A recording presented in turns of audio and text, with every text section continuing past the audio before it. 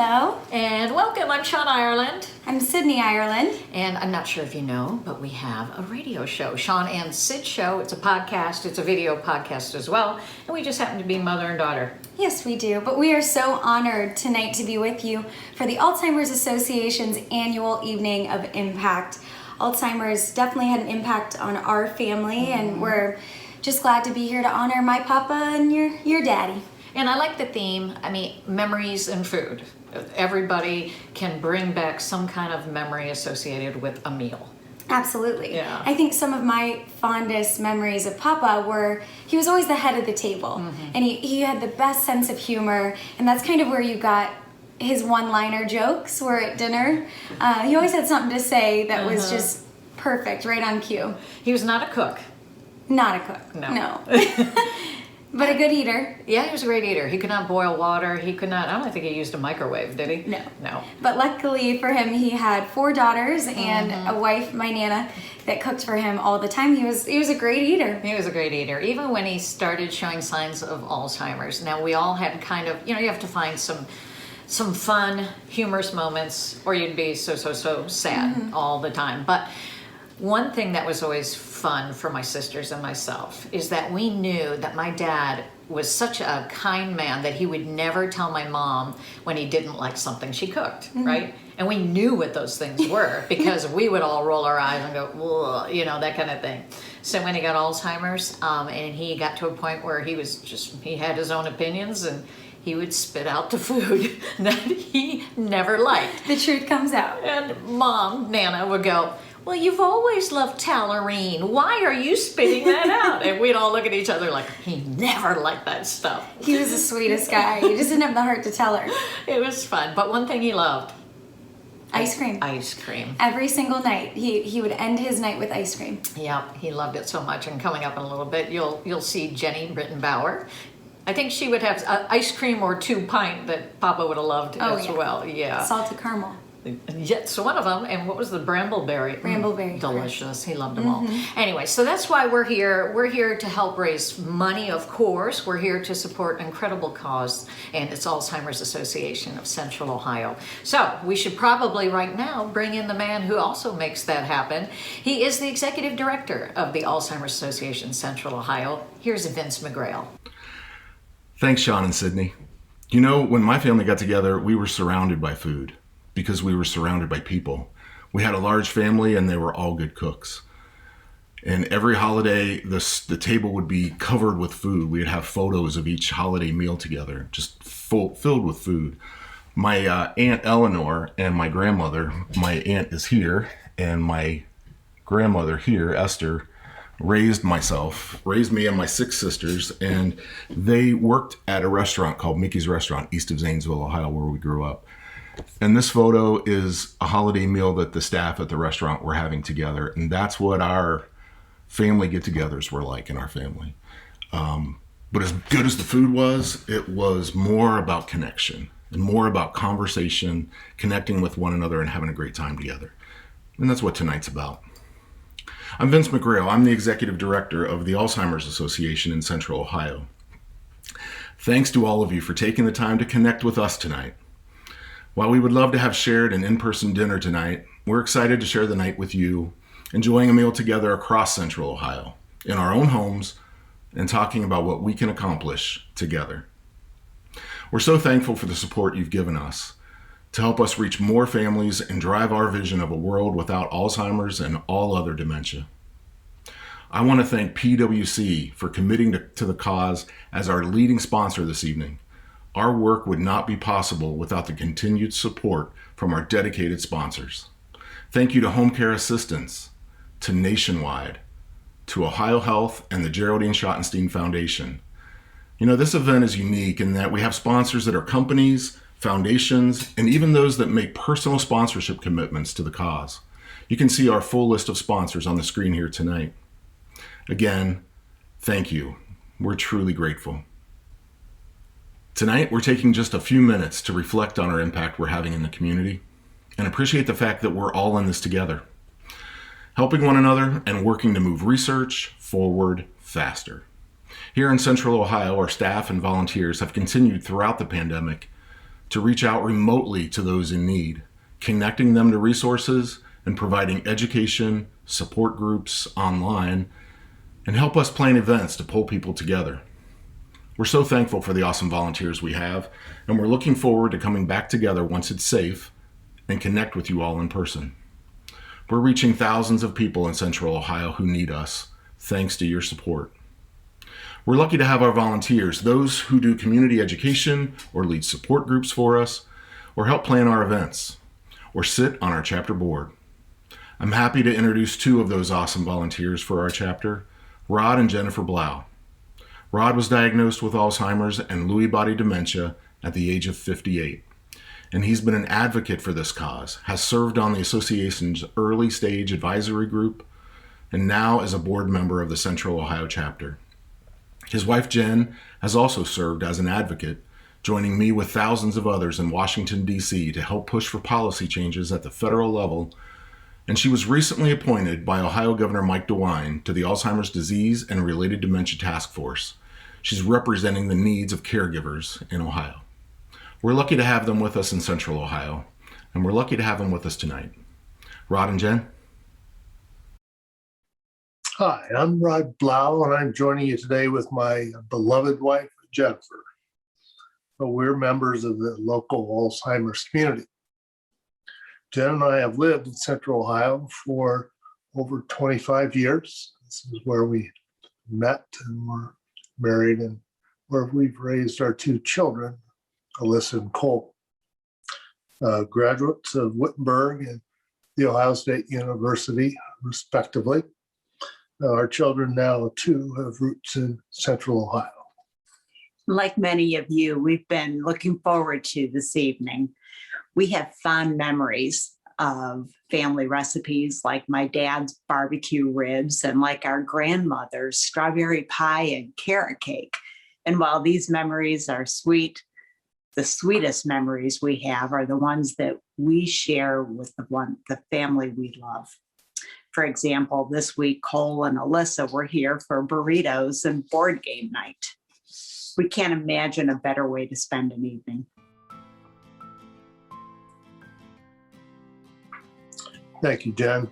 Before we close tonight, I have a very personal message I'd like to share with you. You see, I have both Alzheimer's and Lewy body's dementia. I was diagnosed at 58.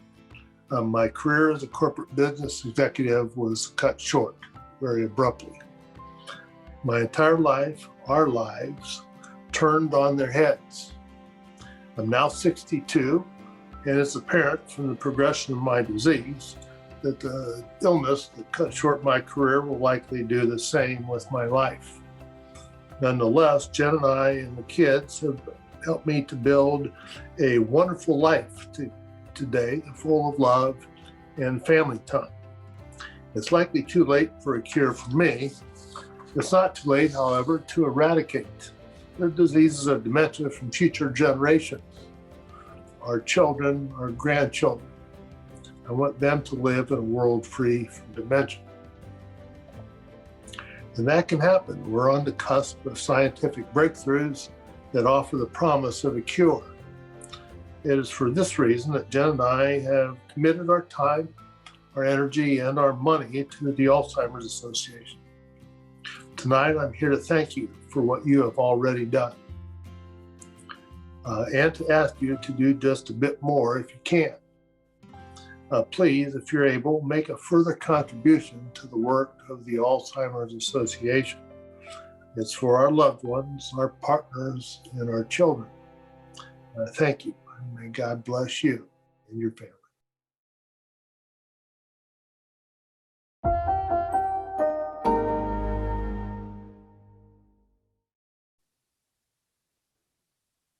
Like all of you, the kitchen is a place that our family gathers, that we share our days, the good and the bad. In our family, our grandmothers, both my Nana and my husband's Baca, were the central cooks. They created these amazing treats. Baca passed away a little over a year ago of Alzheimer's. And every holiday since then, we've been trying to recreate her cookies, and we've continued on our search for that perfect tchotchke. My name is Heather Snyder, and in my role at the Alzheimer's Association, I serve as the Vice President of medical and scientific relations. I see firsthand the advances of research every day. And while we are not where we need to be, we continue to make great progress in understanding what may increase or decrease somebody's risk, in developing tools for early and accurate diagnosis, and advancing diverse approaches into clinical trials to ultimately be able to stop or slow the underlying disease progression. There is hope in research. At any given time, on any given day, there is someone in the world trying to solve the problem of Alzheimer's and dementia. At any given moment, research is happening. Today, the Alzheimer's Association is proud to be supporting more than 650 projects, totaling more than $235 million in 39 countries, spanning 6 continents around the world. Our funding, because of you and others like you across the country, are advancing bold ideas. We're funding high-impact projects. Alzheimer's is a complex disease, and likely, like other complex disease, will require a combination approach of behavioral and medication interventions. At the Alzheimer's Association, we have been champions of diversifying the Alzheimer's dementia drug pipeline. And in fact, we put our money where our mouth is through an innovative research funding program called Part the Cloud. Through Part the Cloud, we have funded over $60 million in 59 trials that are addressing multiple paths of biology known to be in Alzheimer's. More recently, Part the Cloud partnered with Bill Gates in advancing these studies forward. They're targeting things such as the immune system, how the brain cells are communicating with one another, and the way that the brain is processing energy needed for its every function. And in fact, one of these studies is funded to Dr. Mark Tazinski at the University of California, San Diego. Dr. Tazinski is partnering with researchers at Ohio State University, and they're just getting ready to start their study evaluating the potential use of a treatment known as brain-derived neurotrophic factor, BDNF. This is a possible approach to test whether they're able to keep the brain cells healthy or maybe even rescue those brain cells from disease-related changes. As I said, they're just in the initial stages, and we're looking forward to hearing more as they go forward. And there's so much more work going on to develop tools on early and accurate diagnosis. For instance, advances in a potential blood test are closer than ever. And while they're not ready for our doctor's office today, we are moving closer every day. This should give you a flavor of the impact of the Alzheimer's Association and all of you in how together our contributions are unparalleled. Thank you for all you do and for joining this event. I hope as you gather in your kitchens, as you reflect on all of the progress that we have made, we also all recognize the work that still needs to be done and take that motivation forward in our work together. Thank you for partnering with the Alzheimer's Association. We will achieve our vision of a world without Alzheimer's and all other dementia. Have a great night.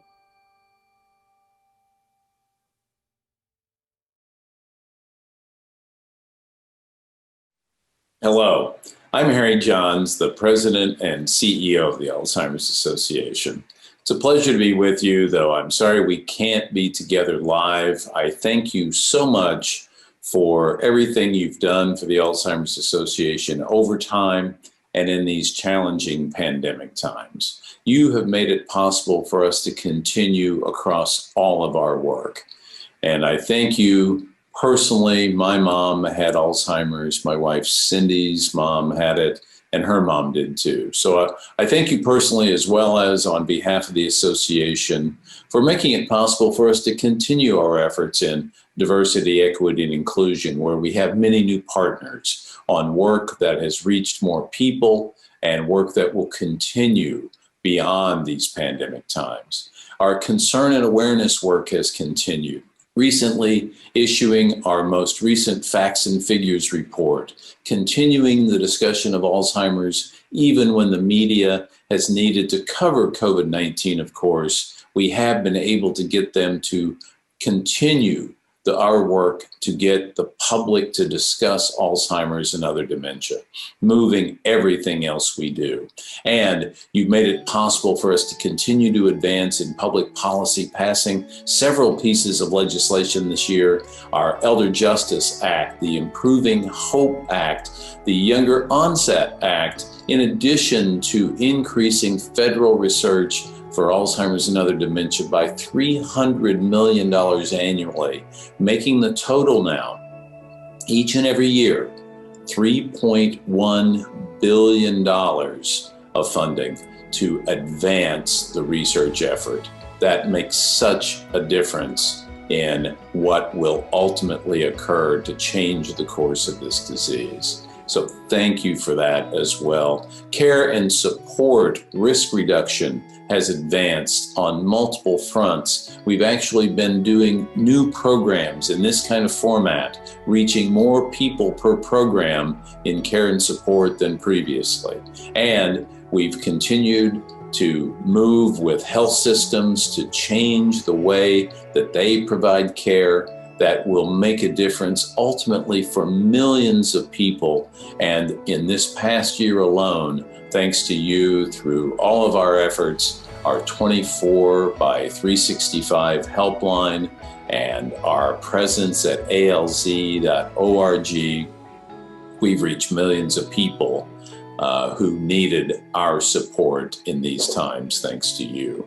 And in our work on research, we have not stopped. Some research has been disrupted, and we've been able to help researchers who have been in our efforts at convening our Alzheimer's Association International Conference. Instead of reaching 6,500 people if we had been live, when we went virtual and made it free of charge, we had 33,000 people register, and we've since done other international research meetings in the same format, and we'll continue to do such hybrid meetings in our convening role. In our leading funding role, we have continued to fund at significant levels with more than $200 million active around the world. These funds being so important to seed and speed the initiation of research efforts and to do things to fill gaps that our colleagues at the federal level can't do with anything close to the speed that we can.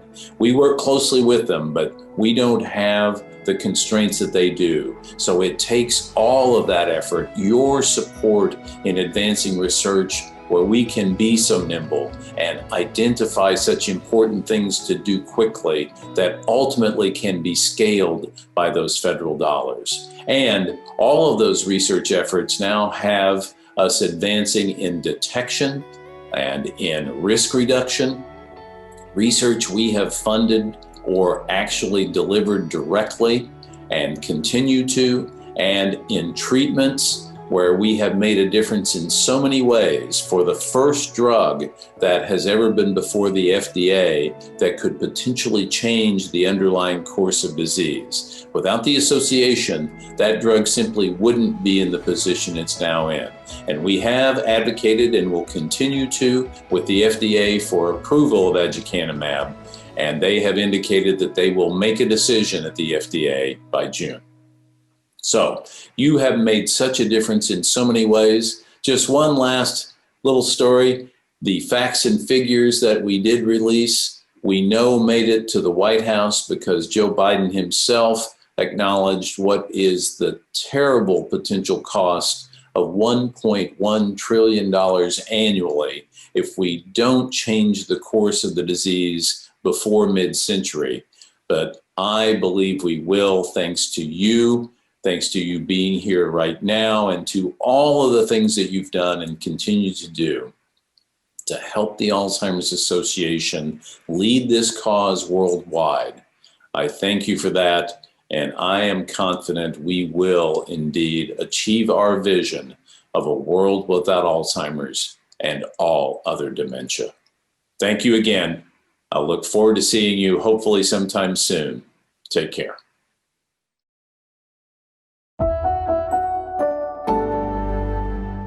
When you think about community leaders who have creatively connected food with memories, I'm sure you think of Jenny Britton Bauer, Chief Creative Officer and founder of Jenny's Ice Cream here in town. Oh my gosh, the best ice cream.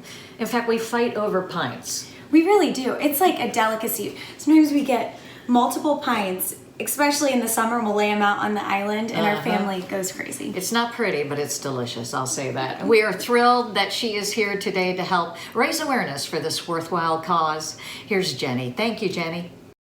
Hi everyone, thank you so much for being here and thank you for your support of the Alzheimer's Association, work that is near and dear to all of our hearts and that we all know the incredible importance of.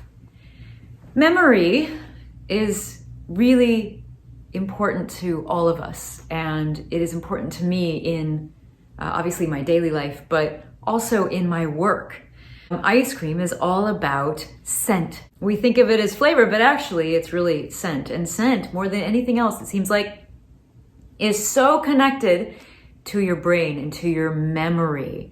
You can smell something and immediately be taken back through a wormhole to the moment when something important happened, when that scent was in the air. And for me, a lot of my memories go back to the gardens and forest where I grew up. In central Illinois, we owned 10 acres of forest land. My grandmother was an artist, and my grandfather, by the time I knew him, was sort of a Thoreau-like character with a cabin that he had built in the woods where he would sit out there and convene with nature literally daily, all day long. And we were out there every weekend, and I became very connected to the way the forest smelled. And every season is very different. So in fall, you get the sort of brown leaves. The forest floor kind of smells like, I think of like black walnuts. In spring, you get the green scents coming up all over the forest and the floor and the canopy and everywhere in between. In summer, you get the sort of almost like the moisture evaporating into the air, and the scent travels so differently in summer. I use all of that in ice cream, believe it or not. Pleasure is derived from what we believe about something or about the world, and that comes from our memory centers. When I make ice cream, I'm always putting together something new and something nostalgic, right? Something that sort of pulls on our memory sort of strings a little bit so that you see something that you recognize, and that's your way in. And then there's often something that's a little new or a little different. Here's an example. A farmer brings me bright red, amazing, candy beets from their farm.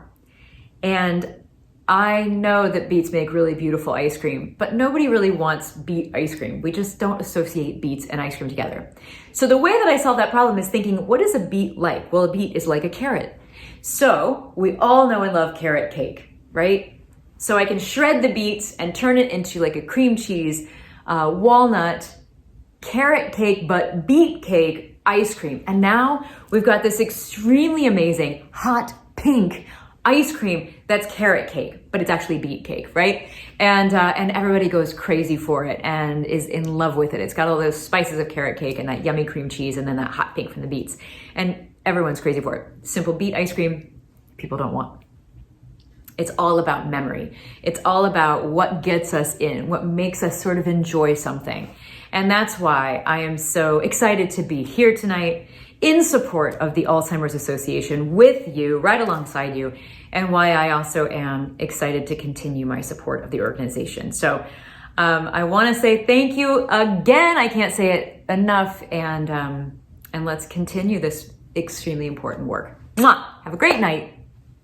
As fellow volunteers and advocates, we want to just say thank you tonight for spending a portion of your evening to support the Alzheimer's Association. Absolutely, and we are about to unpack our boxes. Yes, we are. We're going to be cooking right along with you. See, we're cooking too. So before we go, one final ask though. You have now seen in the short presentation just what the mission is of the Alzheimer's Association, and during a very critical time, the need is so great. So if you have it in you to make an additional donation, I know that would be appreciated greatly. And even more so, maybe you could do that tonight. That would be wonderful. All the better.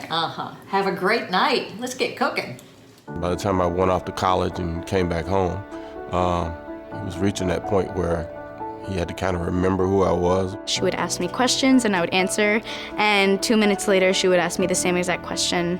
And I would tell her, I think you just asked that. The Alzheimer's Association provides help and hope to families facing the disease nationwide. Thank you for joining us in the fight to end Alzheimer's. Your support will help us get one step closer to our vision of a world without Alzheimer's. Thank you for supporting the Alzheimer's Association. Together, we can end Alzheimer's disease.